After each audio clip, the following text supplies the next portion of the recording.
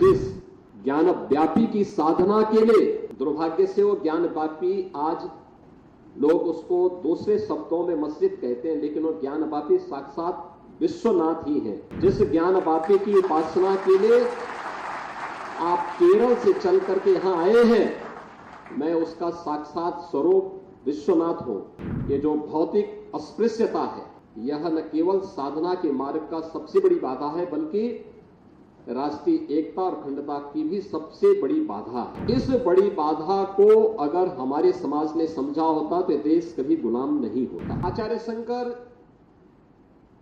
जब अपने अद्वैत ज्ञान से परिपूर्ण होकर के आगे की साधना के लिए वे काशी में आए,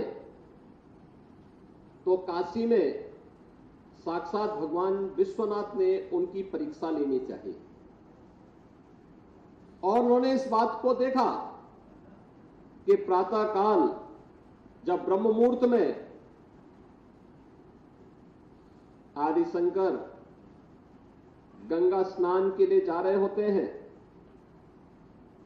तो वह सबसे अछूत कही जाने वाली एक सामान्य व्यक्ति के रूप में वह उनके मार्ग के सामने खड़े हो जाते हैं। तो स्वाभाविक रूप से आदिशंकर के मुंह से निकलता है, हटो, मेरे मार्ग से हटो।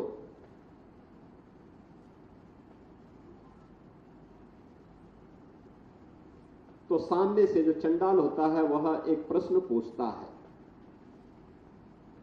कि आप तो अपने आप को अद्वैत ज्ञान के मर्मज्ञ मानते हैं, आप किसको हटाना चाहते हैं?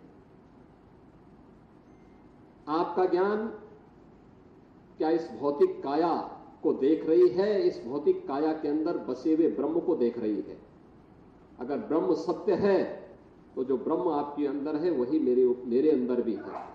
और इस ब्रह्म सत्य को जान करके अगर आप इस ब्रह्म को ठुकरा रहे हैं तो इसका मतलब आपका ये ज्ञान सत्य नहीं है। तो उन्होंने, वे भौचक थे, एक चंडाल के मुंह से इस प्रकार की बात। उन्होंने कहा कि आप कौन हैं, मैं जानना चाहता हूं। उन्होंने कहा कि जिस ज्ञान व्यापी की साधना के लिए, दुर्भाग्य से वो ज्ञान व्यापी आज लोग उसको दूसरे शब्दों में मस्जिद कहते हैं, लेकिन वो ज्ञान व्यापी साक्षात विश्वनाथ ही है। जिस ज्ञान व्यापी की उपासना के लिए आप केरल से चल करके यहां आए हैं, मैं उसका साक्षात स्वरूप विश्वनाथ हूं। तो वह उनके सामने नतमस्तक होते हैं और उन्हें इस बात का पश्चाताप होता है कि नहीं, ये जो भौतिक अस्पृश्यता है, यह न केवल साधना के मार्ग का सबसे बड़ी बाधा है, बल्कि राष्ट्रीय एकता और अखंडता की भी सबसे बड़ी बाधा है। और इस बड़ी बाधा को अगर हमारे समाज ने समझा होता तो देश कभी गुलाम नहीं होता।